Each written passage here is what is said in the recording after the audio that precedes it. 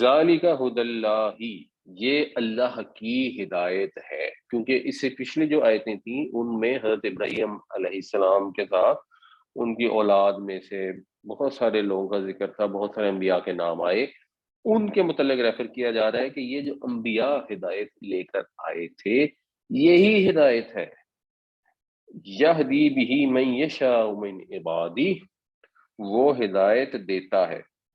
اب ہم اردو میں جب ترجمہ کریں گے نا تو ہم اس طرح کر سکتے ہیں کہ یہ اللہ کی ہدایت ہے جو وہ عطا کرتا ہے، جس سے وہ سرفراز فرماتا ہے اس کو جسے چاہتا ہے، من عبادی ہی، اپنے بندوں میں سے۔ اور یہ جسے چاہتا ہے اپنے بندوں میں سے، یہ بہت دفعہ ڈسکس ہو چکا ہے کہ اس کے اندر چاہنا سے مراد ہے اللہ تعالیٰ کا نظام، اللہ تعالیٰ کی سنت، اللہ کا طریقہ۔ ہدایت ملتی ان کو ہے جو ہدایت حاصل کرنا چاہتے ہیں، اور پھر اللہ کا ایک مشیت ہے جس کے تحت ان کو ہدایت مل جاتی ہے۔ وَلَوْ أَشْرَكُوا، اور اگر وہ شرک کرتے، یعنی یہ لوگ جو انبیاء علیہ السلام تھے اگر یہ شرک کرتے، لَحَبِطَ عَنْهُمْ مَا كَانُوا يَعْمَلُونَ، تو حبط ہو جاتا ان سے جو کچھ انہوں نے عمل کیے تھے۔ یعنی یہ حبیطہ کا مطلب یہ ہوتا ہے بنیادی طور پہ، جب کوئی جانور چارہ کھاتا ہے بہت زیادہ، یا چارہ کھاتا ہے ایسا جو موافق نہیں ہوتا، تو اس کا جسم پھولنا شروع ہو جاتا ہے۔ اب جسم پھول رہا ہوتا ہے تو شاید دیکھنے والے کو یوں محسوس ہوتا ہے کہ جانور بڑا صحت مند ہے، جانور بڑا چارے کو، جو کہتے ہیں نا ہم پنجابی میں ایک لفظ استعمال کرتے ہیں، پچا رہا ہے، اس کو یہ سازگار آ رہا ہے۔ اصل میں وہ اس کے لیے زہریلا ہوتا ہے، اور ایونچولی یہ ہوتا ہے کہ وہ جانور کا پیٹ پھٹ جاتا ہے، وہ مر جاتا ہے، اور وہ سب کچھ ضائع ہو جاتا ہے جو ہمیں ظاہراً دکھائی دے رہا ہوتا ہے۔ تو یہ ابھی تک لفظ جب استعمال ہوتا ہے اعمال کے ساتھ، تو جنرل اس میں مطلب یہ ہوتا ہے کہ انسان کچھ اعمال کر رہا ہوتا ہے، اور بعض اوقات اس کو اعمال اچھے لگ رہے ہوتے ہیں، بعض اچھے ہوتے بھی ہیں، اور بعض صرف محسوس ہو دیتے ہیں اچھے، لیکن وہ سب کے سب ضائع ہو جاتے ہیں۔ بالکل ایسے ہی وہ چارہ جو جانور کے لیے بڑا ضروری ہے اور اس کو کھا کے اس جزو بدن بناتا ہے، تو وہ سب ضائع ہو جاتا ہے اور الٹا وہ تباہ برباد ہو جاتا ہے۔ تو جب کوئی شرک کرتا ہے تو اس کے ساتھ وہ کوئی بھی عمل کرتا ہے، کوئی کنواں کھدوا دیتا ہے، کوئی ہسپتال بنوا دیتا ہے، لیکن اس کے ساتھ شرک کرتا ہے تو سارے اعمال ضائع ہو جاتے ہیں۔ اور یہاں اللہ تعالیٰ یہ فرما رہے ہیں کہ مثلاً اے یہودیو، مثلاً مکے کے مشرکو، تم یہ کہتے ہو کہ ہم ابراہیم کے ماننے والے ہیں، ہم ابراہیم کی اولاد میں سے ہیں، اور ہم شرک کرتے ہیں، تمہارا حق ہے کیونکہ ہم اللہ کے شہید ہیں۔ اگر ابراہیم علیہ السلام اور ان کی اولاد میں جو انبیاء تھے جلیل القدر، اگر وہ بھی شرک کرتے تو ان کے بھی اعمال ضائع ہو جاتے۔ یہ ہے سمجھنے والی چیز جو مکے کے مشرکوں کو سمجھائی جا رہی ہے، بیکاز وہ اپنے آپ کو ایسوسیٹ کرتے تھے حضرت ابراہیم علیہ السلام سے، بالکل اسی طرح جیسے ہم بھی کرتے ہیں اور نبی کریم صلی اللہ علیہ وسلم سے ایسوسیٹ کرتے ہیں اور آخری امت ہے۔ لیکن اگر ہم مثلاً کسی بھی قسم کا شرک کریں گے تو پھر باقی جتنے اعمال ہیں وہ ضائع ہیں۔ ذالک ھدی اللہ یہدی بہ من یشاء من عبادہ ولو اشرکوا لحبط عنہم ما كانوا یعملون، یہ اللہ کی ہدایت ہے، وہ سرفراز فرماتا ہے اس سے جس کو چاہتا ہے اپنے بندوں میں سے، اور اگر وہ شرک کرتے تو ان کا سارا عمل اکارت ہو کر رہ جاتا، ضائع ہو کر رہ جاتا۔ اولئک الذین، یہ وہ لوگ ہیں، آتیناہم، ہم نے دی جن کو، الکتابہ، کتاب، کتاب سے مراد کتاب بھی ہے، یعنی جو بھی انبیاء آئے، موسیٰ علیہ السلام کو کتاب ملی، عیسیٰ علیہ السلام کو کتاب ملی، اور کتاب سے مراد قانون بھی ہوتا ہے، جو چیز لکھ دی گئی ہو اس کو بھی کتاب کہتے ہیں۔ جیسے یا ایھا الذین آمنوا کتب علیکم الصیام، تم پر لکھ دیے گئے روزے، تم پر فرض کر دیے گئے روزے۔ تو فرض جو ہوتے ہیں، فرائض جو ہوتے ہیں، ان کو کتاب کا لفظ استعمال کیا جاتا ہے۔ تو ایک چیز ہے کتاب، والحکمہ، قرآن شریف میں اکثر جگہوں پہ حکمت کا لفظ آتا ہے۔ حکم کا مطلب ہوتا ہے یعنی حاکم وہ ہوتا ہے جو فیصلہ کرتا ہے، حاکم، اور حکم ہے فیصلہ کرنے کی صلاحیت، اور فیصلہ کرنے کی صلاحیت کہ آپ نے معاملات کو صحیح فہم کے ساتھ آپ کو اللہ نے عطا کیا ہو، اس صحیح فہم کی روشنی میں صحیح صحیح فیصلہ کریں، تو وہ صحیح فہم جو اللہ نے آپ کو عطا کیا وہ حکم ہے۔ اور وہی جب کسی میں اگر بہت پختہ ہو تو اس کے لیے لفظ حکمت کا استعمال ہو جاتا ہے، تو ذرا یہ انٹرچینجبل ہے ورڈ۔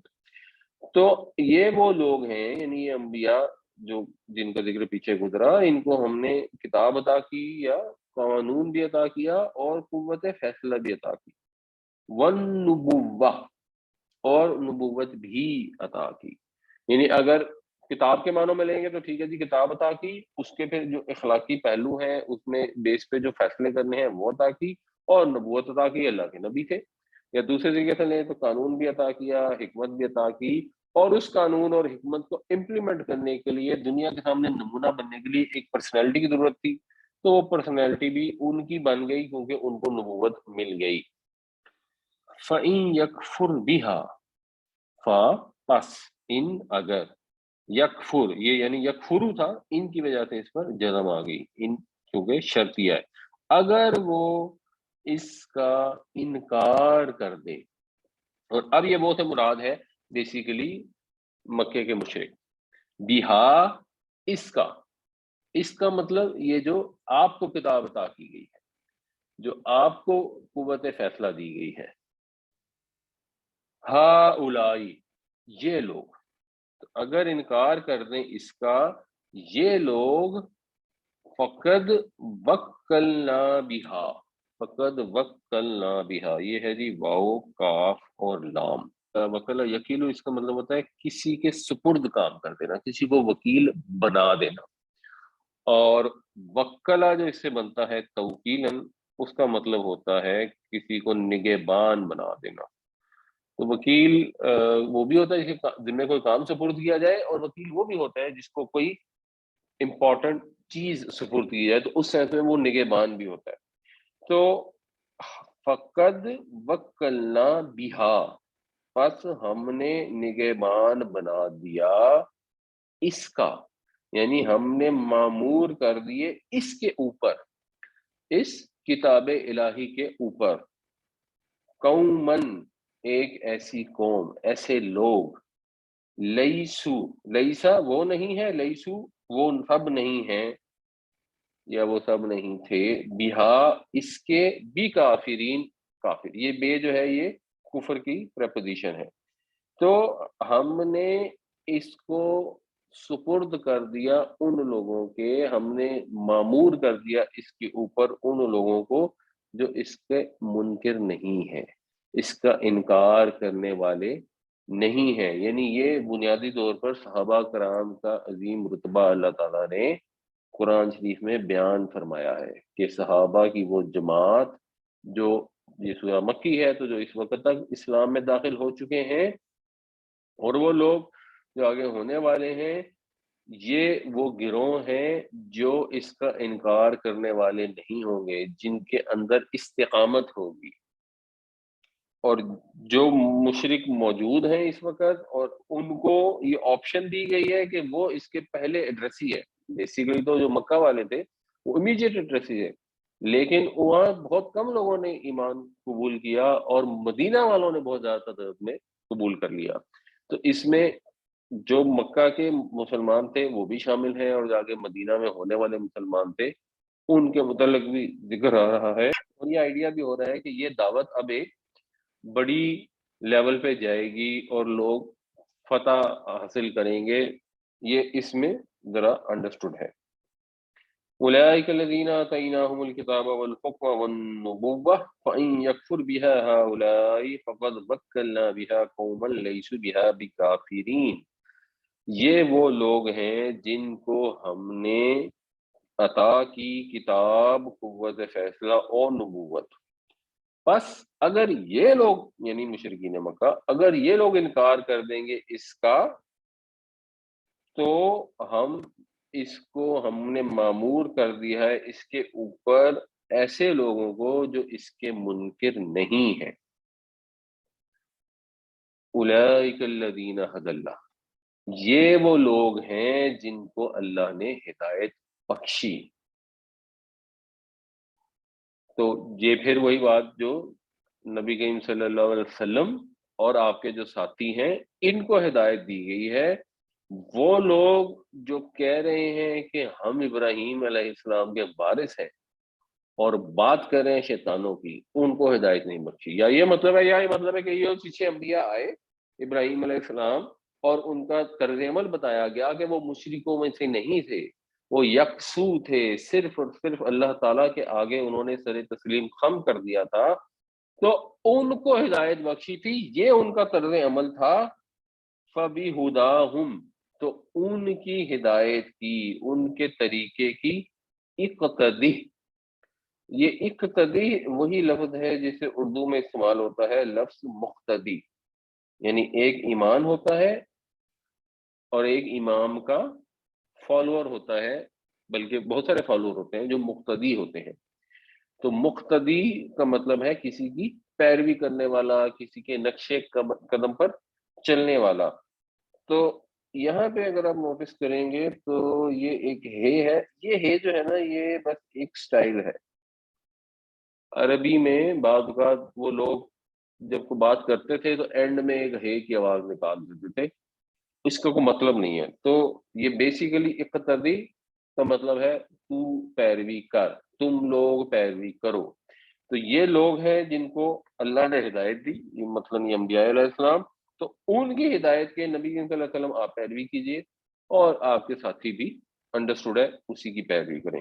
قل، کہہ دیجئے، لا اسألکم علیہ اجرا، میں تم سے سوال نہیں کرتا اس کے اوپر یعنی جو بھی میں ایفرٹ کر رہا ہوں، جو تمہیں اللہ کا پیغام پہنچا رہا ہوں،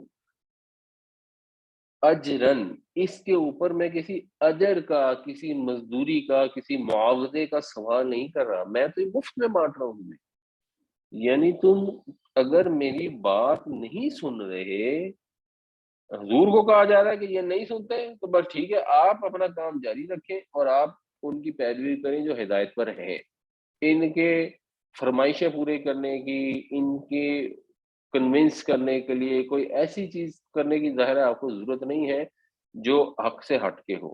آپ نے پیغام پہنچا دیا، آپ کا مسئلہ ختم.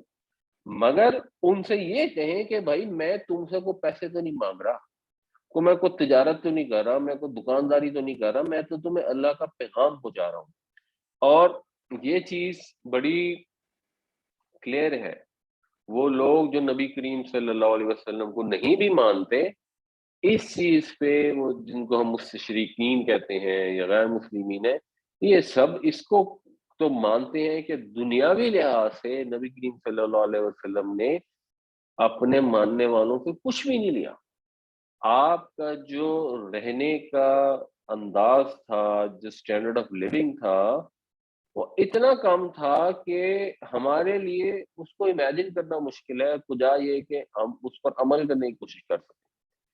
تو اتنی کم آپ نے اپنے اوپر، جس کو دنیا کی مال و دولت کہتے ہیں، خرچ فرمائی، تو وہ تو تھا ہی نہیں کہیں بھی. اور یہ سب انبیاء علیہ السلام کا انبیاء علیہ السلام کا سب کا یہی طریقہ کار رہا ہے کہ وہ کوئی معاوضہ طلب نہیں کرتے تھے. وہ مثلاً کوئی پیر نہیں ہوتے تھے، کوئی مولانا نہیں ہوتے تھے جو لوگوں سے جا کے پیسے لے کے اور چندے لے کے اور اس کی بنیاد پر اپنے محل کھڑے کرتے ہوں.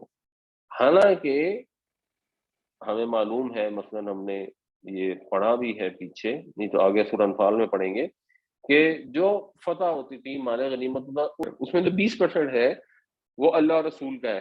تو مطلب اللہ رسول کا یہ مطلب کہ رسول اللہ صلی اللہ علیہ وسلم کی کسٹڈی میں آتا تھا. اس سے پھر آپ جو بھی کرتے تھے، ریاست کا نظام چلاتے تھے اور اپنے بھی اخراجات اس سے کور کرتے تھے. تو آپ کی جو ازواج تھیں وہ چھوٹے چھوٹے کمرے تھے، اتنے چھوٹے کمرے تھے کہ جب نبی کریم صلی اللہ علیہ وسلم نماز پڑھتے تھے اور حضرت عائشہ کی جو لیٹنے کی جگہ تھی وہ اتنی ہوتی تھی کہ وہ سامنے ہی لیٹی ہوتی تھی، تو جب آپ کھڑے ہوتے تھے تو حضرت عائشہ پیر پھیلا کے لیٹ جاتی تھی، اور جب آپ سجدہ کرنے لگتے تھے تو وہ پاؤں پہ ہاتھ مارتے تھے تو وہ اپنے پاؤں پیچھے کرتی تھی تو پھر سجدہ کرتے تھے. اتنے چھوٹے کمرے تھے جو آپ کی ازواج کو تھے، اور ظاہر حضور اپنی ازواج کے ساتھ ہی رہتے تھے. تو نہ کھانے پینے کے اندر کوئی وہ تھی. وہ حضرت عائشہ کہتی ہیں کہ پتہ نہیں کتنے کتنے دن گزر جاتے تھے کہ ہم دو کالی چیزوں کے سوا کچھ استعمال نہیں کرتے تھے، یعنی پانی اور کھجوریں اور بس. تو آپ صلی اللہ علیہ وسلم نے تو کوئی معاوضہ لیا نہیں. تو اتنا مسئلہ اور اتنی دشمنی جو تھی کس وجہ سے تھی؟ اس وجہ سے تھی کہ اللہ کی ہدایت لے کے آ گئے تھے اور ان کو ایک نصیحت کر رہے تھے. ان ہوا الا ذکر للعالمین. ان کا ویسے تو مطلب ہوتا ہے اگر، لیکن کیونکہ یہاں پر آگے آ رہا ہے الا، تو اس کا پھر مطلب بن جاتا ہے نہیں. نہیں ہے یہ مگر، یعنی یہ تو بس، یہ تو صرف ایک ذکر ہے، ایک یاد دہانی ہے، نصیحت ہے. للعالمین، جہانوں کے لیے، مطلب جہان والوں کے لیے. یہ تو جہان والوں کے لیے صرف اور صرف ایک نصیحت ہے. تو وہ تمہیں نصیحت کر رہے ہیں تمہارے فائدے کے لیے، اور تم اس کے اوپر دشمنی کر رہے ہو. اور یاد دہانی ہے. یاد دہانی کا مطلب یہ ہے کہ بنیادی طور پر انسان کو یہ فطرت میں موجود ہے کہ اس نے ایک خالق کی عبادت کرنی ہے. جب وہ اس سے ڈائیگرس کرتا ہے تو انبیاء تشریف لائے اور انہوں نے اس کی یاد دہانی کرائی جو اس کو پہلے سے معلوم تھا. اور نبی کریم صلی اللہ علیہ وسلم نے مزید یہ کہ اسی چیز کی یاد دہانی کرائی جو حضرت ابراہیم علیہ السلام بھی بتا گئے تھے، حضرت نوح علیہ السلام بھی بتا گئے تھے، اور جو سب اسماعیل علیہ السلام وغیرہ ان لوگوں کو بتا کر گئے تھے. اسی کو ریمائنڈ کرانا، اس لیے بھی یہ اس کے لیے یاد دہانی کا لفظ استعمال ہوتا ہے. تو یہ جو اللہ کا پیغام ہے یہ بیسیکلی نصیحت ہے لوگوں کے فائدے کے لیے. رسول تو اس سے کوئی فائدہ لے نہیں رہے. اولئک الذین ھدی اللہ فبہداہ مقتدہ قل لا اسألکم علیہ اجرا ان هو الا ذکری للعالمین. یہ وہ لوگ ہیں جن کو اللہ نے ہدایت بخشی، بس ان کی ہدایت کی، ان کے طریقے کی تم بھی پیروی کرو. کہہ دیجئے میں تم سے اس کے اوپر کسی معاوضے کا سوال نہیں کرتا، یہ تو بس ایک نصیحت ہے، یاد دہانی ہے جہان والوں کے لیے.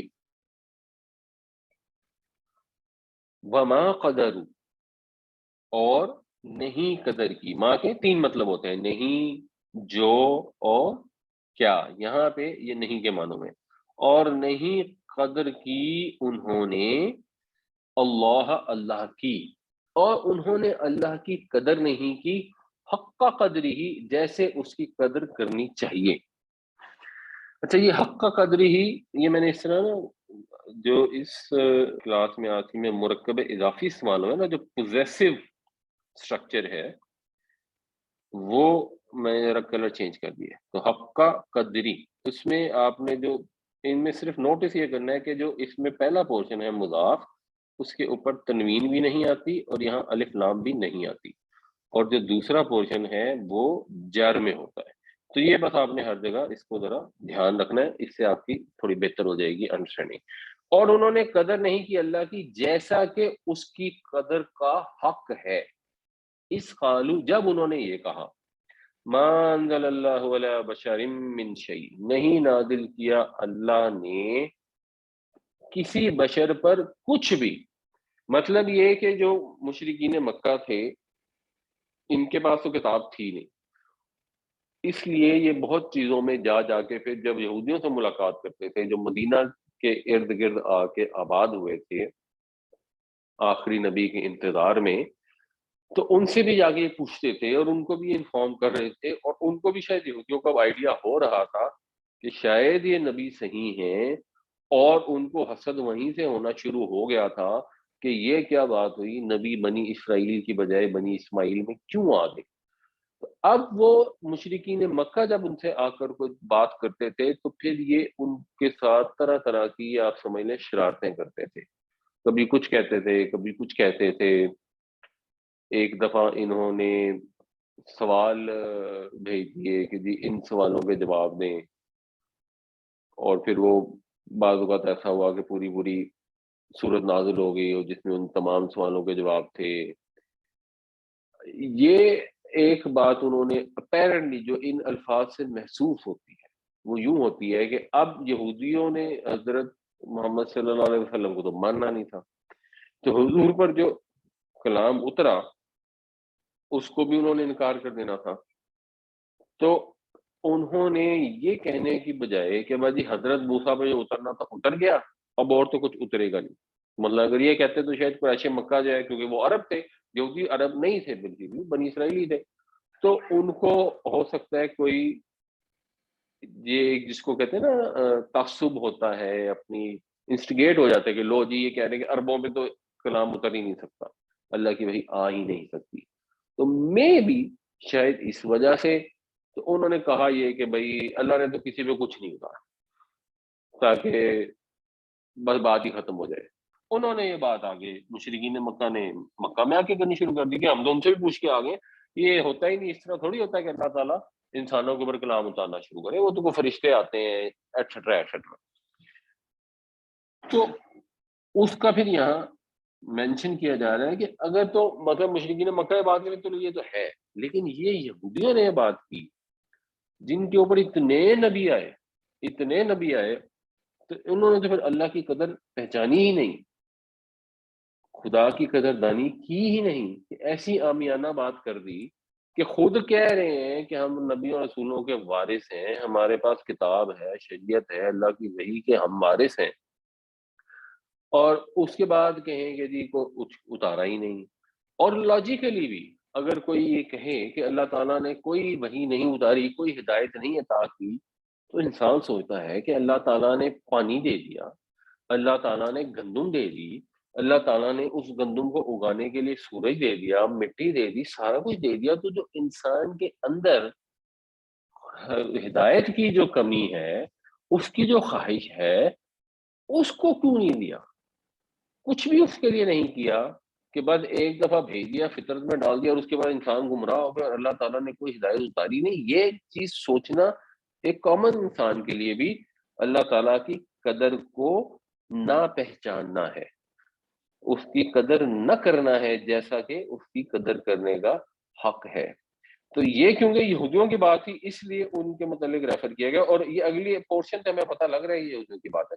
قل من انزل الکتاب الذی، کہہ دیجئے کس نے نازل کی وہ کتاب جو جاء به، جاء کا مطلب ہے آنا، بے لگ گیا تو اس کا مطلب ہوتا ہے ساتھ آنا، یعنی لے آنا، ہی یہ ہی اس کتاب کے لیے ہے کہ یعنی لفظی ترجمہ بنے گا وہ کتاب جس کے ساتھ آیا وہ، یعنی وہ کتاب جس کو لائے موسیٰ، نورن، وہ نور ہے، وہ ہدن اور ہدایت ہے. یعنی اس کی حیثیت یہ تھی، اس کی حالت یہ تھی کہ وہ نور اور ہدایت تھی للناسی، لوگوں کے لیے. کہ یہ بات تم کر کیسے سکتے ہو؟ اگر تم بنی اسرائیل ہو، یہودی ہو، تو تم کیسے کہہ سکتے ہو کہ اللہ نے کسی پر کچھ نازل نہیں کیا؟ پھر وہ کیا تھا، کس نے وہ کتاب نازل کی اگر اللہ نے نہیں کی، جس کو موسیٰ علیہ السلام لے کے آئے، جس کے اندر نور بھی تھا اور جس کے اندر ہدایت بھی تھی لوگوں کے لیے. تو اس کے اندر روشنی تھی. جب اس کے اندر روشنی تھی اور اس کتاب کو پھر یہودیوں نے چھپا لیا، اس میں تحریف کر دی، تو انسانیت کو تو روشنی چاہیے تھی. تو پھر روشنی کیوں نہ اللہ تعالیٰ بھیجتا؟ یہ کس قسم کا کانسیپٹ ہے؟ اور جب قرآن شریف آ گیا تو قرآن کے اندر تو اب روشنی موجود ہے، ہدایت موجود ہے، اور قرآن محفوظ ہے. تو اب تو یہ بات درست ہے کہ اب کسی اور شریعت کی، کسی اور کتاب کے، کسی اور نبی کے آنے کی ضرورت نہیں رہ جاتی، کیونکہ قرآن کریم اللہ تعالیٰ نے مکمل طور پر محفوظ فرما دی ہے. لیکن یہودیوں کی جو کتاب تھی وہ تو نہ محفوظ تھی اور نہ اویلیبل تھی، اور یہ آگے اس کی ڈیٹیل اسی آیت میں آگے آ رہی ہے. وما قدر اللہ حق قدره اذ قالوا ما انزل اللہ على بشر من شيء قل من انزل الكتاب الذي جاء به موسى نورا وهدى للناس، اور انہوں نے قدر نہیں کی اللہ کی جیسا کہ اس کی قدر کرنے کا حق ہے جب انہوں نے یہ بات کی کہ نہیں اتارا اللہ نے کسی شخص پر کچھ بھی. کہہ دیجئے کس نے اتاری وہ کتاب جس کو موسیٰ لائے روشنی اور ہدایت کی حیثیت سے لوگوں کے لیے. تجعلونہ، اب یہ بالکل ڈائریکٹ اب ان سے مخاطب ہے. تجعلونہ، تم بناتے ہو، ہو اس کو یعنی اس کتاب کو، قراتیسا، یہ کرتاس کی جمع ہے. کرتاس کہتے ہیں پیپر کو، بڑے پیپر کو ایسے کہتے ہیں، بٹ ورق کو، کاغذ کو. جو جب ہمارے یہاں سیاسی جماعتیں وائٹ پیپر ایشو کرتی ہیں تو اس میں بھی کچھ اردو اخباروں میں اس کے لیے لفظ استعمال ہوتا ہے کرتاس ابیض، وائٹ پیپر.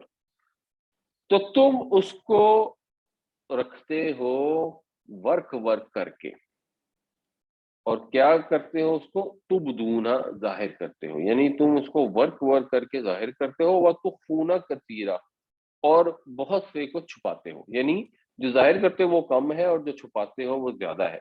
مطلب یہ کہ قرآن شریف تو پہلی بات ہے کہ اللہ تعالیٰ نے ایسا سسٹم کیا کہ اللہ کے نبی صلی اللہ علیہ وسلم نے بہت سے لوگوں کو یاد کروایا، اور جب نبی کریم صلی اللہ علیہ وسلم دنیا سے رخصت ہوئے تو ایک ڈیسنٹ تعداد تھی جن کو پورا پورا یاد تھا شروع سے لے کے آخر تک. اور یہ سلسلہ اللہ تعالیٰ نے امت میں جاری فرما دیا، اور آج بھی امت میں لاکھوں کی تعداد میں حافظ ہیں جن کو قرآن شریف لفظ و لفظ یاد ہے. اچھا، اس کے بعد یہ سسٹم بھی اللہ کے نبی صلی اللہ علیہ وسلم شروع کر کے گئے کہ 3 نمازیں ایسی ہوتی ہیں جن کے اندر آپ باوض بلند قرآن پڑھتے ہیں، اور خاص طور سے فجر کے اندر ذرا زیادہ پڑھتے ہیں. اور اب یہ ایسا خوبصورت سسٹم ہے کہ آپ قرآن پڑھ رہے ہیں، اگر آپ نے غلطی سے کوئی لفظ غلط پڑھ دیا تو فوراً پیچھے سے آواز آ جاتی ہے جہاں کوئی حافظ موجود ہوتا ہے، اور اکثر موجود ہوتے ہیں حافظ، تو وہ فوراً آپ کی غلطی کی اصلاح کر دیتے ہیں. یہ دنیا میں کسی اور کتاب کے ساتھ یہ سسٹم موجود نہیں ہے جس کے لاکھوں کی تعداد میں لفظ بلفظ حافظ موجود ہو، اور جو ہر گھر میں مستقل ریپیٹ کی جاتی ہو، اور مسجدوں میں اتنی کثیر تعداد میں اس کو دہرایا جاتا ہو مختلف جگہوں سے، اور جیسے ہی کوئی غلطی ہو اس کی لوگ تصحیح کر دیتے ہو. تو یہ قرآن شریف پراپر بک ہے، سورہ فاتحہ سے لے کے سورہ ناس تک ایک مکمل کتاب ہے. سب کو پتا ہے کہ یہ کیا ہے، پوری مسلم امہ کو معلوم ہے کہ یہ کتاب ہے قرآن شریف.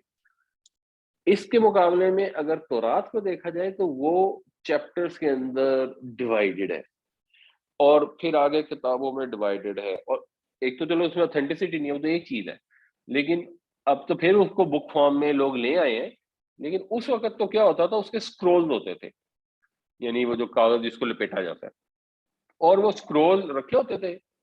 اب ان سکرول کے پاس جو ایکسس ہے نا، وہ یہودیوں کے بڑے عالموں کی ہوتی تھی بنیادی طور پر، عام عوام کی نہیں ہوتی تھی. یہ والی چیز ہندوؤں میں اس سے زیادہ ایک لیول چلی گئی. یعنی وہاں پر یہ تھا کہ جو ہندوؤں کی مقدس کتابیں ہیں اس میں صرف عالم ہونا ضروری نہیں تھا، برہمن ہونا بھی ضروری تھا، ذات اس کی ہونی لازمی تھی جس کی وجہ سے اس کو ایکسس ملتی تھی. اور عام عوام کو ایکسس تو دور کی بات ہے، مثلا اگر کسی شودر کے کان میں، چھوت کے کانوں میں کوئی مذہبی کتاب کے الفاظ پڑ جاتے تو اس کے کانوں میں پگھلا ہوا سیسا ڈال دیتے تھے کہ تمہاری یہ حیثیت نہیں ہے کہ تم یہ مقدس کتاب سن سکو. جس کا رزلٹ کیا ہوا کہ وہ البیرونی نے بھی اپنی کتاب میں ڈیٹیل سے ایکسپلین کیا کہ 2 دین پائے جاتے تھے. ایک دین تھا خواص کا دین، اور ایک دین تھا عوام کا دین، کیونکہ اب ان کے پاس ایکسس تو ہے نہیں مقدس کتابوں کی. اب وہ اپنے عقائد خود انہوں نے گھڑ لیے اور وہی ان کے اندر کامن تھے. اس وجہ سے اگر آج بھی آپ دیکھیں جو ان کی ہندوؤں کی پراپر کتابیں نا، جس کو کہتے ہیں ایک وید ہے یا ایک کے ہیں، ان کو کہتا ہے پران یا پرانا، ان کے اندر آپ جب پڑھتے ہیں تو آپ کو ایسا لگتا ہے کہ ساری باتیں وہی ہو رہی ہیں. اللہ تعالیٰ کی جو اس میں تعریفیں بیان ہو رہی ہیں کہ اس کی کوئی ساخت نہیں ہے، اس کا کوئی جسم نہیں ہے، اس کے سوا کوئی ہے نہیں، وہ ایک واحد ہے جس نے کائنات کو پیدا کیا، وہ ساری چیزیں اس کے اندر وہی ہیں. لیکن جب آپ عوام میں جاتے ہیں تو ادھر بے شمار کہانی ہے. کوئی کہے گا کہ اس نے بنا دیا، کوئی کہے گا اس نے بنا دیا، فلاں دیوتا تھا، فلاں دیوتا نے زمین بنا دی، فلاں نے آسمان بنا دیا، فلاں نے یہ کر دیا، مختلف قسم کی ان کے یہاں کہانیاں. بٹ ویسے اگر آپ اس میں جائیں گے جو ان کی خواص کی کتابیں ہیں جو اب ایکسیسیبل ہو گئے، اب زمانہ چینج ہو گیا، بٹ ہزاروں سال وہ عوام کو ایکسیس نہیں تھی ان کی. تو اس کے اندر تو وہ ایک ہی ایشور کو مانتے تھے. تو جب آپ دین کو کچھ لوگوں کے پاس مخصوص کر دیتے ہیں، اور ظاہر ہے اس کو مخصوص کرنے کا بنیادی مقصد جس کو کہنا چاہیے پاپائیت ہوتا ہے کہ آپ کے جو پجاری ہیں، جو پروہت ہیں، ان کے پاس ایکسیس ہے تو ظاہر ہے ان کا پر ایک سٹیٹس ہے، وہ سٹیٹس کوئی چھین نہیں سکتا. تو پھر عام عوام کے پاس ایک نیا دین فروغ پاتا ہے. اس میں کہانیاں ہوتی ہیں، سٹوریز ہوتی ہیں. تو اصل کتابوں میں بھی بعد میں تحریف ہو جاتی ہے، وہ تو چلو ایک چیز ہے، بٹ اس میں پھر بھی آپ کو ہدایت مل جاتی ہے. لیکن جو عام عوام میں دین پھیلا ہوتا ہے اس کے اندر تو ہدایت ڈھونڈنے سے نہیں ملتی. یہی پرابلم مسلمانوں میں، عربوں کے یہاں تو خیر ہے نہیں، وہاں ہو نہیں سکتی تھی. قرآن شریف اللہ نے اتار دیا، ہر انسان کے لیے موجود ہے. ہر عرب جو قرآن پڑھتا ہے اس کو قرآن پڑھ کے سمجھ آ جاتی ہے کہ قرآن شریف میں یہ لکھا ہوا. برے صغیر میں آ کے یہ پاپائیت یہاں پہ بھی لائی گئی، اور یہاں پہ لوگوں کو بتایا گیا کہ عام آدمی کا کام نہیں ہے کہ وہ قرآن پڑھ کے اس کو سمجھ لے. اس کے لیے تو عالم ہونا ضروری ہے اور 14 علوم حاصل کرنے ضروری ہیں. تو پہلے آپ درس نظامی میں داخلہ لیں، 8 سال کا کورس کریں، 14 علوم حاصل کریں. اب آپ یہ کہہ سکتے ہیں ہاں جی میں قرآن شریف پہ غور و فکر کر سکتا ہوں. ورنہ عام آدمی قرآن پڑھے گا تو ترجمے کے ساتھ جب غور و فکر کرے گا تو وہ ہو جائے گا گمراہ. جس کا لاجیکل مطلب یہ ہے کہ عرب دنیا میں جتنے لوگ ہیں جو ان میں سے عالم ہیں، جو حال کو 1% آبادی کے، وہ تو ہے ہدایت یافتہ. جو 99% آبادی ہے وہ گمراہ ہے، کیونکہ وہ تو قرآن پڑھ کے اس کو غور فکر کر لیتی ہے نا، بیکاز ان کے لیے تو پاسبل نہیں ہے کہ غور نہ کرے. وہ تو آیت سنتے ہیں ان کو مطلب سمجھ آ رہا ہوتا ہے. ہمیں یہ بتانے کی کوشش کی بڑے جید علماء نے کہ آپ نے قرآن کو سمجھنا نہیں ہے. تو یہ بنیادی طور پہ یہ ہمیشہ سے یہ طریقہ چلا آ رہا ہے کہ جو اوپر قابض ہوتے ہیں اوپر کے لیول پہ، ان کو سم ہاؤ اسٹیٹس کی وجہ سے، یا کچھ ہو سکتا ہے کسی کی جینون بھی ایک خیال ہوتا ہو کہ واقعی وہ جینونلی سمجھتے ہوں کہ ایک عام آدمی قرآن پڑھے گا تو گمراہ ہو جائے گا. اللہ نے ہدایت کے لیے کتاب اتاری ہے، اللہ نے ہدایت کے لیے شرط نہیں اتاری کہ جی اس کتاب سے ہدایت اس کو ملے گی جس نے 14 علوم پڑھ. اللہ تعالیٰ نے ہدایت کے لیے شرط یہ اتاری ہے، اس سے ہدایت اس کو ملے گی جو تقوی اختیار کرنا چاہتا ہے، جو اپنے رب سے ڈرنا چاہتا ہے، جو یہ سمجھنا چاہتا ہے کہ میرے رب نے کس چیز سے منع کیا ہے میں اس سے باز آ جاؤں. جو پرہیزگاری اختیار کرنا چاہتا ہے اس کو ہدایت ملے گی، ہدی للمتقین. اور ہدایت حاصل کرنے کے لیے، نصیحت حاصل کرنے کے لیے اللہ تعالیٰ نے فرما دیا لقد یسرنا القرآن للذکر، ہم نے اس قرآن کو نصیحت حاصل کرنے کے لیے آسان کر دیا ہے. فہل میں مدکر، تو ہے کوئی نصیحت حاصل کرنا، جو بھی نصیحت حاصل کرنا چاہے، وہ چاہے بادشاہ ہو چاہے مزدور ہو، ہر ایک کو اس کتاب سے نصیحت حاصل ہوتی ہے. لیکن یہ یہودیوں کا طریقہ کار تھا کہ وہ اس کے رکھتے ہی ایک تو ورقوں کی صورت میں تھے، بک فارم میں تھی نہیں. اس کے بعد انہوں نے اسکرول چھپائے ہوتے تھے، جب کوئی سوال جواب بھی کرنا آتا تو اپنی پسند کے اسکرول نکال کے لے آتے تھے اور کہتے تھے جو کوئی قرآن میں تو یہ لکھا ہے. وَعُلِّمْتُم مَّا لَمْ تَعْلَمُوا أَنتُمْ وَلَا آبَاؤُكُمْ، اور تم علم دیے گئے، تمہیں تعلیم دی گئی ان باتوں کی جو تم نہیں جانتے تھے، نہ تم اور نہ تمہارے باپ دادا. بھائی تمہیں اور تمہارے باپ دادا کو نہیں معلوم تھا کتاب کا، شریعت کا، اللہ تعالیٰ نے اپنے انبیاء کے ذریعے تم کو پہنچائی. تو بنیادی طور پر یہ اللہ کا ایک احسان تھا. اور اگر اللہ نے کسی یہودی ربی کو ہدایت عطا فرما دی، اس کو علم عطا فرما دیا جو اس کے پاس نہیں تھا، تو اس کو بھی چاہیے کہ آگے لوگوں تک اس کو پہنچائے، بجائے اس کے کہ اس کو چھپا لیں. قل اللہ، کہہ دو اللہ ہی نے. یعنی یہ جو یہاں پر جو سوال تھا کہ کس نے نازل کی وہ کتاب جو موسیٰ لے کے آئے، تو یہاں کہا جا رہا ہے کہ کہہ دیو کہ اللہ ہی نے نازل کی ہے. ثم ذرہم، پھر چھوڑ دو انہیں، فی خوضہم یلعبون، ان کی کج بحثیوں میں. یہ خوض کا لفظ ہم پہلے ڈیٹیل سے ڈسکس کر چکے ہیں. یلعبون کہ یہ اس میں کھیلتے رہے. اس میں انجوائمنٹ کے لیے بھی کچھ لوگ ہوتے ہیں نا جو بحث تمیز کرتے رہتے ہیں، بال کی کھال اتارتے رہتے ہیں، ہدایت سے ان کو لینا دینا نہیں ہوتا، بات کو سمجھتے ہوئے بھی سمجھنا چاہتے نہیں ہیں.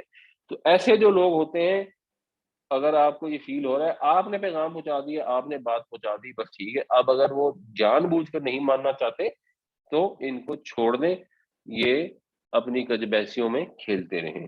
تجعلونہ قراطیس تبدونہا وتخفون کثیرا وعلمتم ما لم تعلموا انتم ولا آباؤکم قل اللہ ثم ذرہم فی خوضہم یلعبون.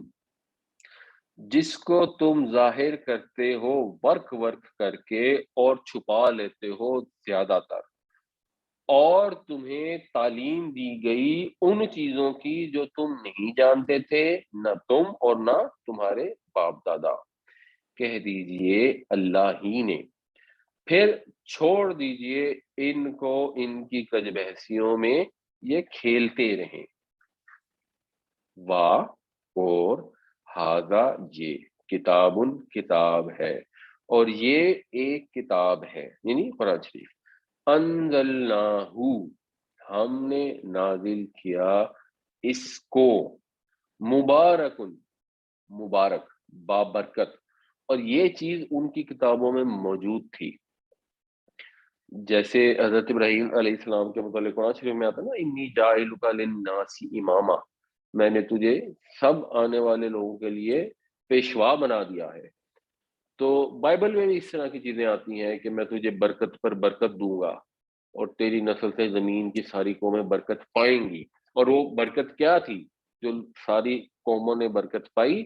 وہ نبی کریم صلی اللہ علیہ وسلم کی ذات تھی اور قرآن پاک تھا. تو یہ قرآن مبارک ہے اور سب کے لیے مبارک ہے، مسلمانوں کے لیے بھی اور نان مسلمس کے لیے بھی، سب کے لیے ہے. کیونکہ یہاں تو وہ ہے نہیں کہ یہودی صرف وہ ہو سکتا ہے جو بنی اسرائیل میں سے ہو، باہر کا بندہ یہودیت اختیار نہیں کر سکتا، یا ہندو برہمن وہی ہوگا جو برہمنوں کے گھر میں پیدا ہو گیا. اسلام تو سب کے لیے ہے، نبی کریم صلی اللہ علیہ وسلم تو رحمت للعالمین ہے. تو آپ کی وجہ سے سب کے لیے کتاب مبارک ہے. مصدق اور مصدق ہے، مصداق ہے، تصدیق کرتی ہے.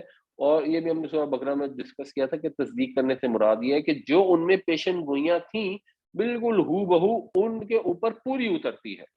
تو اس میں بتایا گیا تھا کہ بابرکت ہوگی، آگے آخری نبی آئے گا اور تمام جہان والوں کو برکت ملے گی ابراہیم کی اولاد میں سے، تو برکت مل گئی. جو جو اس کے اندر نشانیاں بیان کی گئی تھیں، حضرت عیسیٰ علیہ السلام نے پیشن گوئیاں کی، حضرت موسیٰ علیہ السلام نے پیشن گوئیاں کی، اور وہ بائبل میں آج بھی موجود ہیں. تو وہ پیشن گوئیاں پوری ہو گئیں. اس لیے یہ کتاب ان کے مصداق ہے، یہ ان کی تصدیق کرتی ہے ان کے اوپر پورا اتر کے. یعنی تصدیق کرنے کا تو ایک یہ بھی طریقہ ہو سکتا ہے نا کہ جیسے ہم تصدیق کرتے ہیں کہ جی اللہ نے تورات اتاری، یہ تو ہم نے تصدیق کر دی کہ اللہ نے تورات اتاری. لیکن نبی کریم صلی اللہ علیہ وسلم نے تصدیق ایسے کی کہ جو تورات میں لکھا تھا وہ پورا کر دکھایا. جب وہ پورا کر دکھایا تو یہ ثابت ہو گیا کہ وہ تورات سچی. تو وہ تصدیق کا سپیریئر اینگل ہے. مصدق الذی بین یدیہ، جو ان کے دونوں ہاتھوں کے درمیان ہے، یعنی جو پہلے سے کتاب ان پر موجود ہے. تو یہ تورات انجیل کی تصدیق کرنے والی ہے. وَلِتُنذِرَ، وَلِتُنذِرَ، اور اس لیے کہ آپ خبردار کریں. تنذرو تو خبردار کرتا ہے، لِتُنذِرَ تاکہ تو خبردار کر. ام القرى، ام القرى کا لفظی مطلب کیا ہے؟ مرکب اضافی ہے. قرى کی ماں، بستیوں کی ماں. قریہ ہوتا ہے نا بستی، تو قرى ہوگی اس کی جمع. تو بستیوں کی ماں کو آپ خبردار کریں. تو بستیوں کی ماں کا ویسے تو مطلب کوئی بھی مرکزی بستی جو ہوگی اس کو ام القرى کہا جائے گا. جیسے جب ہم بات کرتے ہیں نا مثلاً کہ جی یہ حدیث کی کتابیں ہیں اور کہتے ہیں یہ اس میں کتابیں امہات الکتاب ہیں حدیث کے معاملے میں، اس موضوع کے اوپر یہ امہات کا درجہ رکھتی ہیں، سٹیٹس رکھتی ہیں.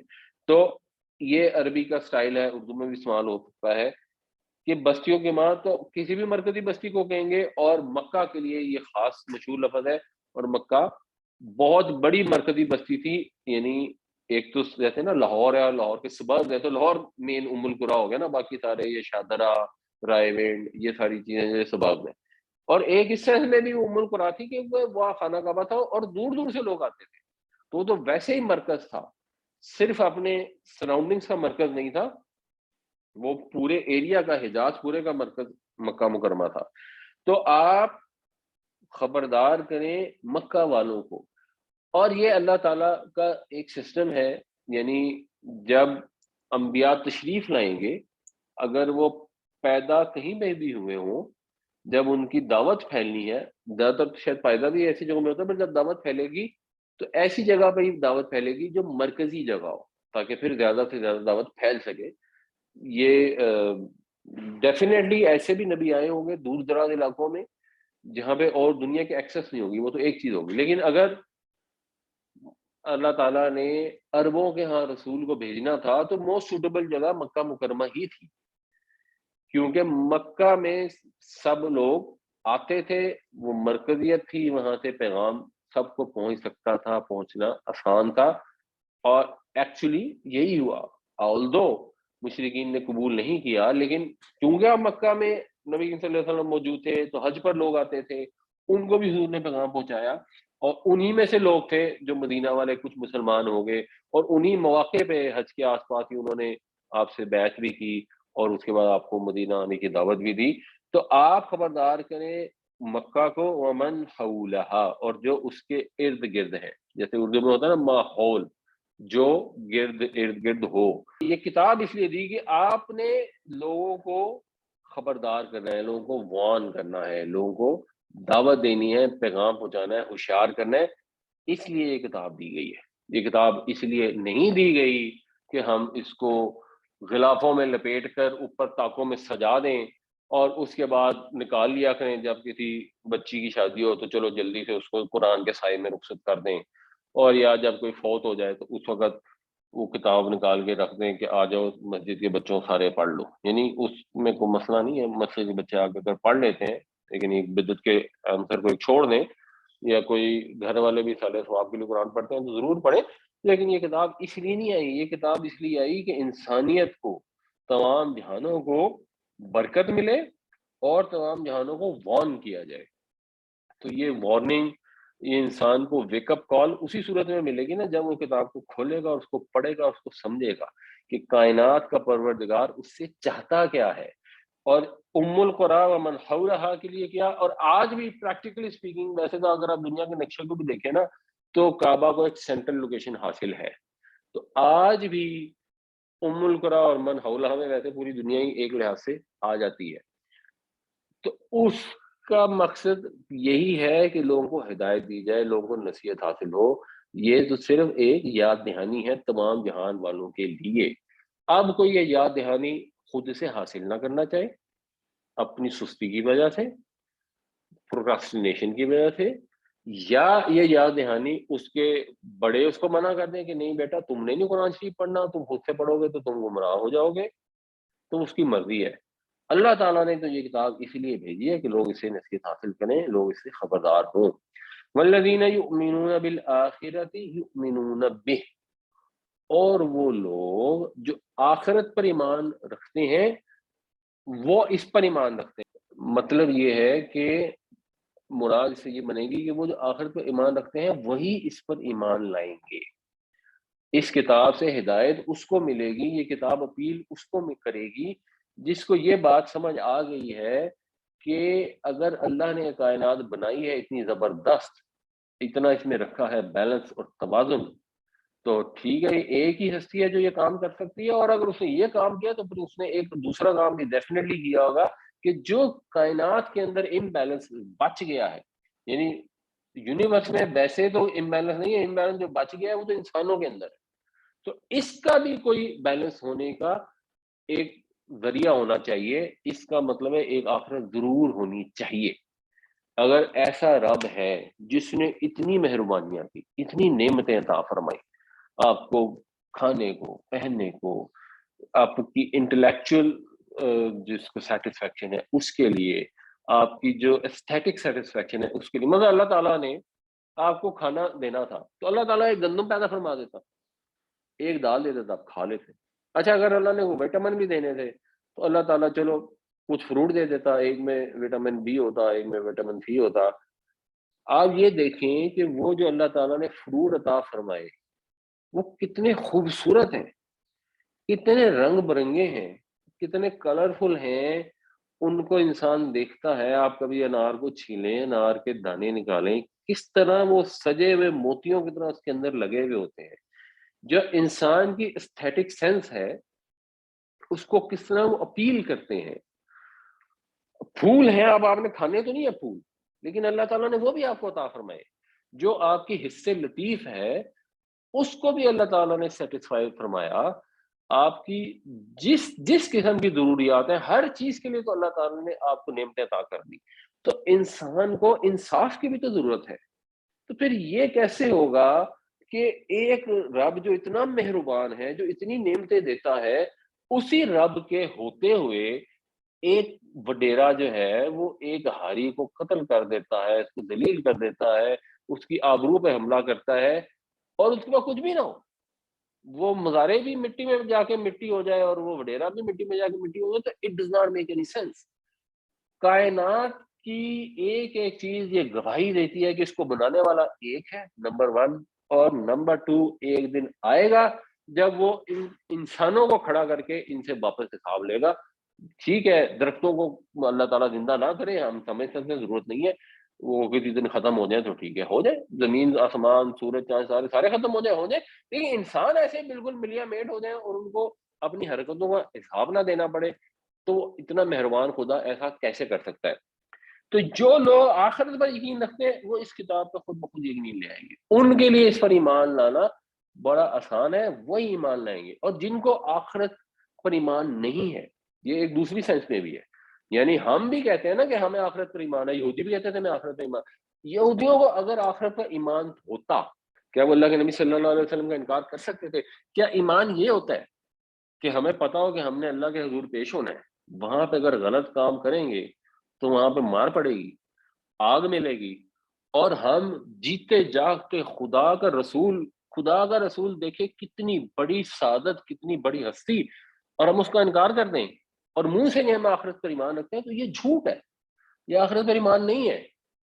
آج اگر ہم یہ کہیں کہ ہاں جی ہم آخرت پر ایمان رکھتے ہیں، ایک دن آئے گا مالک یوم الدین، اللہ تعالیٰ اس دن ہوگا، روز جزا کا مالک ہوگا، اس دن سزا بھی ملے گی، جزا بھی ملے گی، لیکن ہمیں سزا نہیں ملے گی، ہمیں تو اللہ کے نبی صلی اللہ علیہ وسلم بچا لیں گے، ہمیں تو ہمارے پیارے جو بزرگان دین ولی اللہ ہیں وہ ہمیں بچا لیں گے، تو ہمیں تو سزا نہیں ملنی۔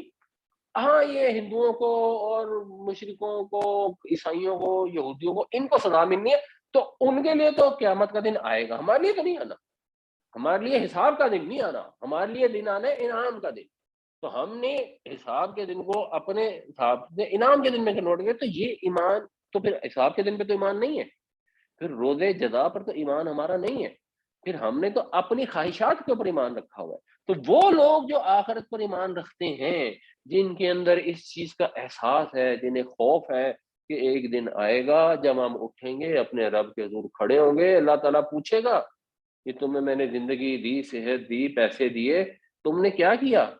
وہ ہمیں جواب دینا پڑے گا، ہم کیا جواب دیں گے؟ جس کو یہ پریشانی ہو کہ اچھا یار اب میں کیا جواب دوں گا، میرے پاس تو جواب ہی نہیں ہے، جو ندامت کے پاس کیا ہے، تو اس کو ٹینشن ہوگی، وہ کتاب کو کھولے گا بھی، اس کو سمجھنے کی کوشش بھی کرے گا، اسے ہدایت بھی حاصل رکھے گا، اور اس کی تلاوت ایسے کرے گا جیسے تلاوت کرنے کا حق ہے۔ اور وہ لوگ جو کتاب کی تلاوت ایسے کرتے ہیں جیسے تلاوت کرنے کا حق ہے، وہی اس پر ایمان رکھتے ہیں، حق کا تلاوت ہی اولئک یؤمنون بھی۔ تو یہ آخرت پر ایمان لازمی ہے اس کے لیے کہ انسان قرآن پر ایمان لائے، وہم علی صلاتہم یحافظون، اور یہ ان کی دوسری خوبی یہ ہے کہ وہ اپنی نمازوں کی حفاظت کرتے ہیں، وقت پر ادا کرتے ہیں، صحیح طریقے سے ادا کرتے ہیں، خشوع و خضوع سے ادا کرتے ہیں۔ کیوں؟ نماز ایک ایسا، سمجھ لیں کہ قیامت کے منظر کا ایک ٹریلر ہے، کیونکہ نماز کے اندر بھی آپ دنیا سے کٹ جاتے ہیں اور اپنے رب کے حضور پیش ہو جاتے ہیں، اس کے حضور کھڑے ہو جاتے ہیں اور اس سے گفتگو کرتے ہیں۔ قیامت والے دن بھی آپ نے رب کے حضور کھڑے ہونا ہے اور اس سے گفتگو کرنی ہے۔ اور نماز وہ چیز ہے جو ہر شریعت کے اندر، جتنی بھی شریعتیں گزری ہیں، جن کے اندر بنیاد ہے، اور اسلام میں بھی یہی بنیاد ہے، اور وہ شخص جو نماز نہیں پڑھتا وہ اپنے آپ کو مسلمان نہ سمجھا کرے۔ تو یہ سب پرانی امتوں میں وہ لوگ جن کے اندر آخرت کا خوف ہوتا تھا، اور ہماری امت میں بھی وہ لوگ جن کے اندر آخرت کا خوف ہوگا، وہ اپنی نمازوں کی حفاظت کریں گے، یہ سب سے پہلی چیز ہے۔ زکوٰۃ اور نماز دو ایسی عبادتیں ہیں جو اگر انسان نہ کرے تو ریاست اس کو مسلمان تسلیم نہیں کرے گی. اسلامی ریاست وہاں نماز زکوٰۃ دونوں ضروری ہیں. کوئی کہہ دے میں نے زکوٰۃ نہیں دینی، تو جیسے حضرت ابو بکر رضی اللہ عنہ نے جہاد کیا ان کے مقابلے میں کہ نہیں یہ تو دینی پڑے گی. اور دلیل وہاں یہ دی کہ اس کے لیے جہاد اس لیے کیا جا رہا ہے کیونکہ نماز کے ساتھ ذکر آتا ہے زکوٰۃ کے قرآن شریف میں، تو یہ ایک ہی لیول کی چیز ہے. اور جو نماز پڑھنے سے انکار کر دے اس کو بھی ریاست سزا دے گی. اگر مسلمان ہونے کا دعویٰ تو پاسبل نہیں ہے. لیکن زکوٰۃ تو اس پہ ہوگی نا جس کے پاس نصاب ہے. اگر کوئی صاحب نصاب نہیں ہے تو وہ تو چلو زکوٰۃ، لیکن نماز سے کوئی ایگزمپشن نہیں ہے. نماز ہر حال میں انسان نے ادا کرنی ہے. وَهَذَا كِتَابٌ أَنزَلْنَاهُ مُبَارَكٌ مُصَدِّقُ الَّذِي بَيْنَ يَدَيْهِ وَلِتُنذِرَ أُمَّ الْقُرَىٰ وَمَنْ حَوْلَهَا وَالَّذِينَ يُؤْمِنُونَ بِالْآخِرَةِ يُؤْمِنُونَ بِهِ وَهُمْ عَلَىٰ صَلَاتِهِمْ يُحَافِظُونَ. اور یہ کتاب ہے جو ہم نے اتاری مبارک بابرکت اور اپنے سے پہلے والی کتابوں کی تصدیق کرنے والی، اور اس لیے کہ آپ خبردار کریں مکہ کو اور اس کے ارد گرد والوں کو، اور وہ لوگ جو آخرت پر ایمان رکھتے ہیں وہی اس پر ایمان لائیں گے، اور وہی ہیں جو اپنی نمازوں کی حفاظت کرتے ہیں. ومن ازلم، اور اس سے بڑھ کر ظالم کون؟ ازلم زیادہ ظالم. ومن اور کون ہے زیادہ ظالم؟ ممن افترا. ممن جو ہے یہ بیسیکلی من پلس من، یعنی من دوبارہ آ گیا، پھر یہ ہو گیا جو سے، یعنی اس سے جو. تو اور زیادہ ظالم کون؟ اس سے جو افترا علی اللہ، جھوٹ باندھے اللہ پر. تو اس سے بڑھ کر ظالم کون؟ جو اللہ پر جھوٹ باندھے. کذبن جھوٹ، یعنی افطرا کا مطلب بھی جھوٹ باندھنا ہے، لیکن اگر یہاں کذبن آ گیا تو ہم اس کا ترجمہ باندھنا کر دیں گے اور اس کا ترجمہ جھوٹ کر دیں گے. یہ بالکل ایسے ہی ہے جیسے ایک انسان کہے کہ جی میں کھا رہا ہوں. اب کھا رہا ہوں بھی کہتے ہیں اور ہم یہ بھی کہتے ہیں میں کھانا کھا رہا ہوں. اب وہ ایک ہی بات ہوتی ہے، تو دونوں طرح سے کہا جا سکتا ہے. تو صرف افطرا کر کے بھی بات پوری ہو جاتی اور یوں کر کے بھی پوری ہو جاتی. او یا قال، اس نے یہ کہا، اوحیا، واو ہے، اور یہ جو ہے نا اس کا تو مطلب ہو گیا وہی ویسے، لیکن قرآن چیز میں نا باب افعال سے استعمال ہوتا ہے. تو باب افعال ہوگا اسلمہ یسلمو کے بدن پہ، اوہا یوہی، اور اوہا سے پھر یہ پیسو وائز بنتا ہے اوہیا. تو وہی کی گئی ہے الیہ میری طرف. ولم یوحا الیہ، تو یہ یوہی سے پھر یہ لم کی وجہ سے اس میں چلا گیا نصب میں. وَلَمْ یوحا، اور نہیں وحی کی گئی اس کی طرف شیئن کچھ بھی. یعنی اس سے بڑھ کر ظالم کون؟ جو یہ بات کرے کہ مجھ پر وہی آئی ہے حالانکہ پھر وہی آئی نہ ہو. ومن قال، اور جو یہ کہے سأنزل مثل ما انزل اللہ. سأنزلو، جنزلو وہ اتارتا ہے، انزلو میں اتارتا ہوں، سأنزلو ہو جائے گا میں اتار دوں گا. تو میں اتاروں گا مثلا اس کے جیسے ما انزل اللہ جو اللہ نے اتارا. ٹیکنیکلی یہ ماضی کا صیغہ ہے اور یہ مضارع کا صیغہ ہے. انزلہ اس نے اتارا، ینزلو وہ اتارتا ہے، انزلو میں اتارتا ہوں. اور جب سین لگتی ہے تو اس کو مستقبل کے ساتھ مخصوص کر دیتی ہے. مضارع میں دونوں مطلب ہوتے ہیں کہ میں اتارتا ہوں یا اتاروں گا. سأنزلو میں اتاروں گا، کہ میں اتار دوں گا اس کے جیسے جیسے اللہ نے اتارا. یعنی یہ ان کا دعویٰ تھا کہ یہ ایسی کون سی چیز ہے، یہ محمد صلی اللہ علیہ وسلم جو باتیں کر رہے ہیں یہ تو انہوں نے خود سے بنائی ہے، یہ تو انہوں نے اللہ پر جھوٹ باندھا ہے، یہ ان کو وہی کوئی نہیں آئی، یہ خود ہی کہہ رہے ہیں، اور جیسا کلام یہ پیش کرتے ہیں ہم بھی کر دیں گے. اور اس کے اوپر چیلنج بھی دیا گیا، اور جو چیلنج دیا گیا تو پھر کوئی اس کے مقابلے کا کلام لا نہیں سکا.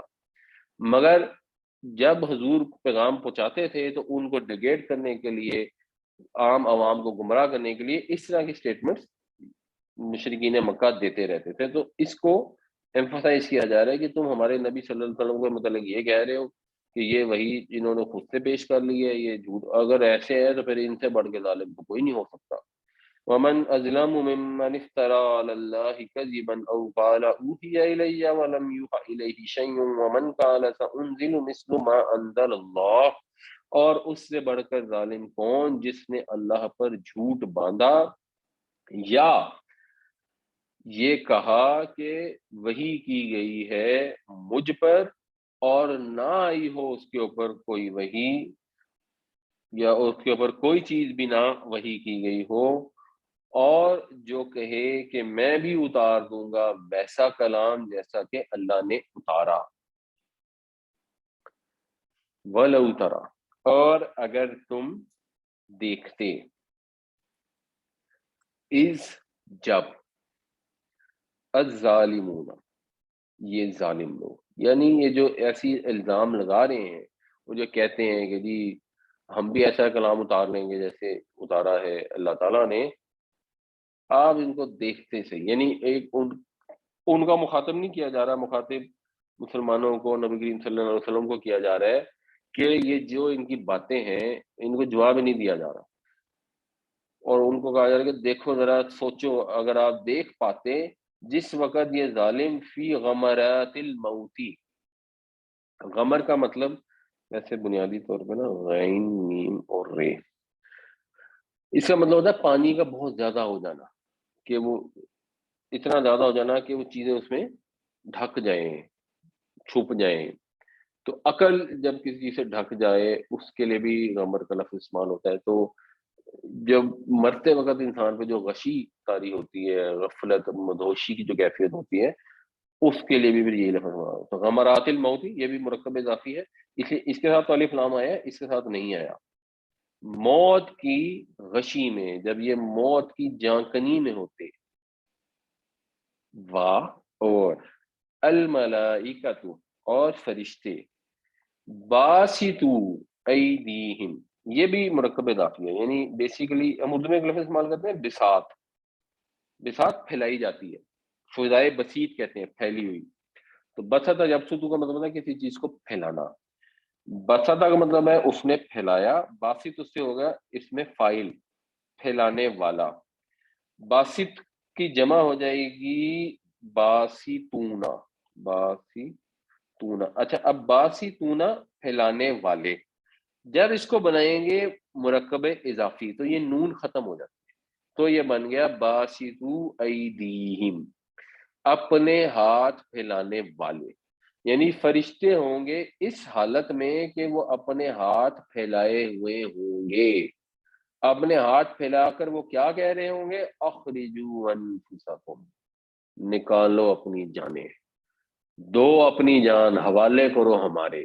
جب وہ موت کی سکرات میں گرفتار ہوں گے اور فرشتے ہاتھ بڑھا بڑھا کر ان سے مطالبہ کر رہے ہوں گے کہ لاؤ جان حوالے کرو، اب وقت آ چکا ہے، تو کاش آپ دیکھ سکتے ہیں ان ظالموں کو، ان کی کیا حالت ہوتی۔ یہ انڈرسٹوڈ ہے اس کے اندر، وَلَوْ تَرَىٰ إِذِ الظَّالِمُونَ فِي غَمَرَاتِ الْمَوْتِ، یہ ایک شرط ہو گئی کہ آپ دیکھ سکتے، کاش کیا دیکھ سکتے، یہ انڈرسٹوڈ ہے۔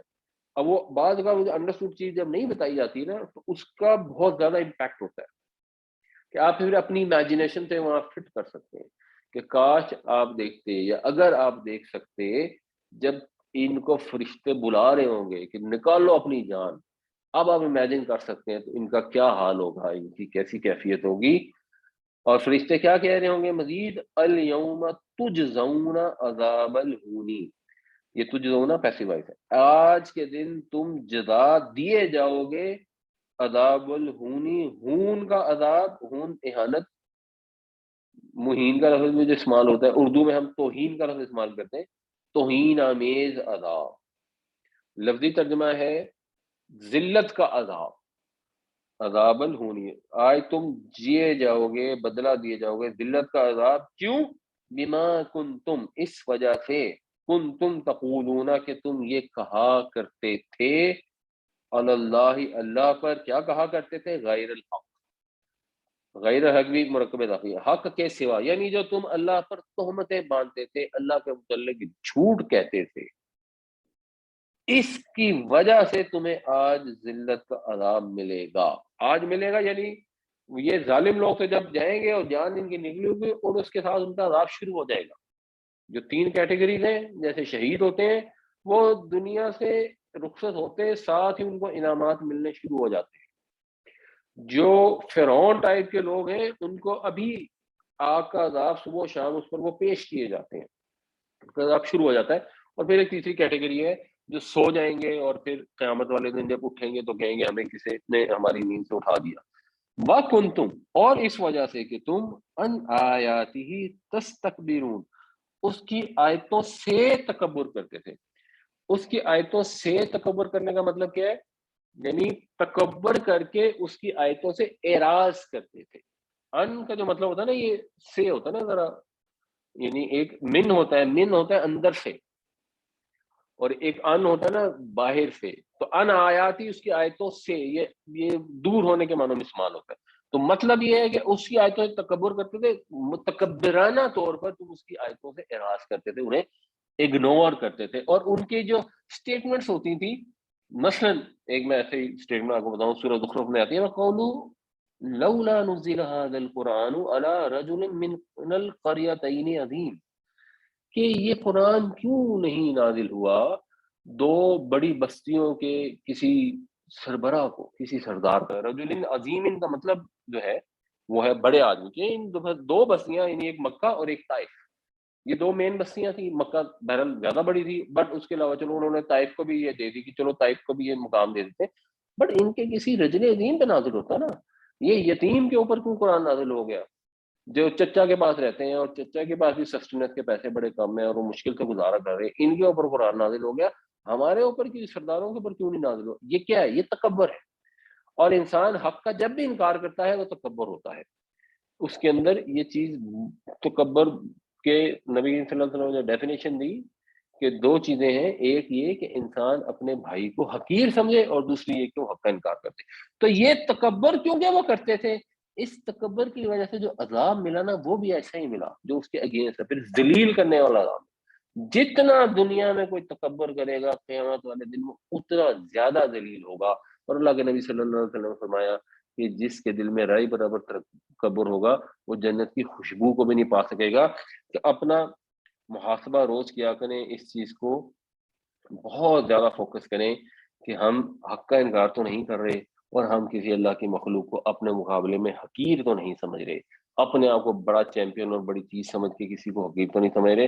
یہ اتنا خطرناک چیز ہے اور اکثر لوگوں کو اس کا احساس ہی نہیں ہوتا. وَلَوْ تَرَىٰ إِذِ الظَّالِمُونَ فِي غَمَرَاتِ الْمَوْتِ وَالْمَلَائِكَةُ بَاسِطُو أَيْدِيهِمْ أَخْرِجُوا أَنفُسَكُمْ الْيَوْمَ تُجْزَوْنَ عَذَابَ الْهُونِ بِمَا كُنتُمْ تَقُولُونَ عَلَى اللَّهِ غَيْرَ الْحَقِّ وَكُنتُمْ عَنْ آيَاتِهِ تَسْتَكْبِرُونَ. اور اگر تم دیکھ پاتے جب یہ ظالم موت کی سکرات میں، موت کی جانکنی میں ہوں گے، اور فرشتے ہاتھ بڑھا بڑھا کر ان سے کہہ رہے ہوں گے کہ نکالو اپنی جانیں، آج کے دن تم دیے جاؤ گے ذلت کا عذاب، اس وجہ سے کہ تم اللہ کے اوپر تہمتیں باندھتے تھے، اور اس وجہ سے کہ تم اس کی آیتوں سے تکبر کرتے ہوئے اعراض کرتے تھے. وہ آیت نمبر 92 میں آپ نے آخر میں اس کا یعنی ختم کرتے ہوئے ذکر ہے نمازوں کی حفاظت کا. جی جی. وَعَلَىٰ صَلَاتِهِمْ يُحَافِظُونَ. اگر آپ نے ایک اسٹیٹمنٹ دے دی کہ جو میرا خیال ہے بہت سے لوگ اس کو پسند نہیں کریں گے، وہ یہ ہے کہ آپ نے کہا جو نماز نہیں پڑھتا وہ مسلمان ہی نہیں.